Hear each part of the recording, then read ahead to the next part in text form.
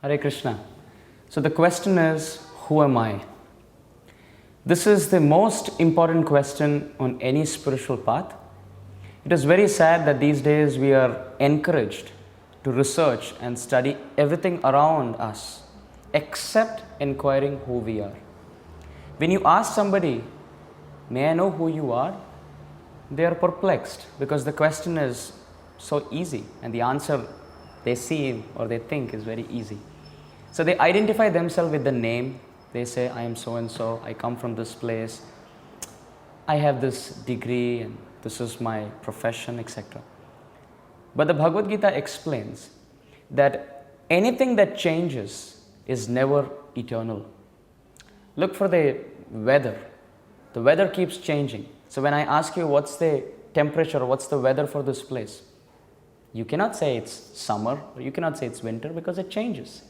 Similarly, anything that changes is never our true identity. The Bhagavad Gita starts off with this point that we are not this body. Arjuna is very perplexed on the battlefield of Kurukshetra because he doesn't have the confidence, so to speak, to fight with his own men. Drishtvemam swajanam Krishna. So Krishna breaks that illusion by saying that we are not this body, Arjuna, we are spirit soul.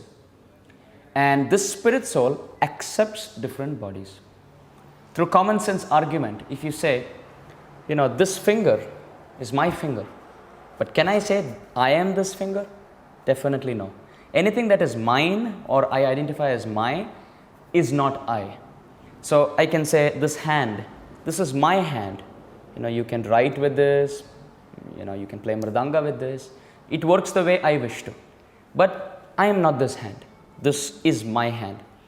On the same logic, we could say this body is my body, therefore I am not this body.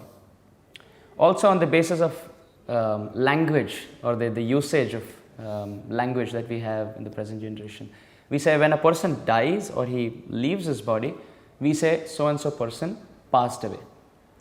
Now what is that concept of passing away? The eyes, the ears, the nose, the hands, the legs, everything that we saw still exists. So what is that factor which has left? That is the spirit soul.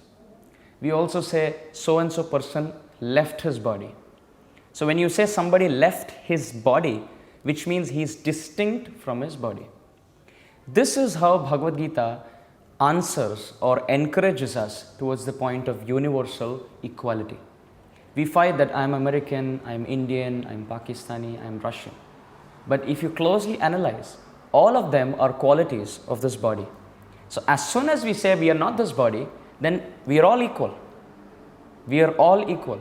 Vidya vinaya sampanne brahmane gavihastini shuni chaiva shvapakecha pandita samadarshina.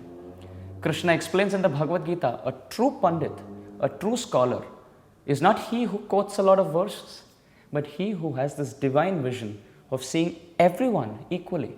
He could be a Brahmin, he could be a Shudra, he could be a dog, or could be an elephant. Everything has a spirit soul. So the answer to the question, who I am, is we are spirit souls. What is this nature? What is the nature of the spirit soul? How does it look? What are the symptoms of the spirit soul? The scriptures describe that this spirit soul has the size which is very, very, very, very insignificant, and therefore we can't even see it with our naked eye.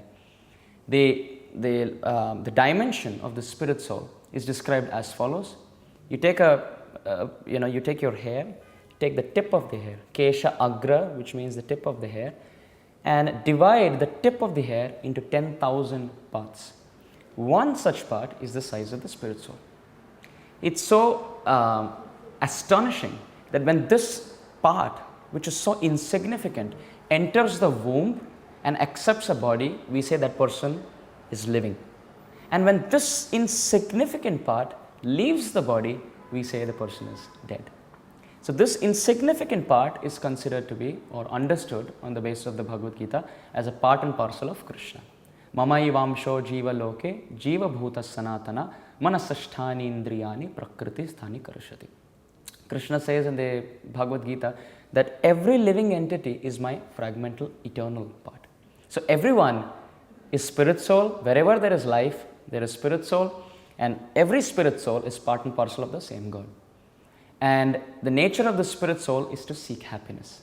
So therefore we find whether somebody is an Indian, somebody is an American, somebody is in a dog body, or somebody is in a cat body, they all seek happiness, because that's the fundamental nature of the spirit soul. Hare Krishna.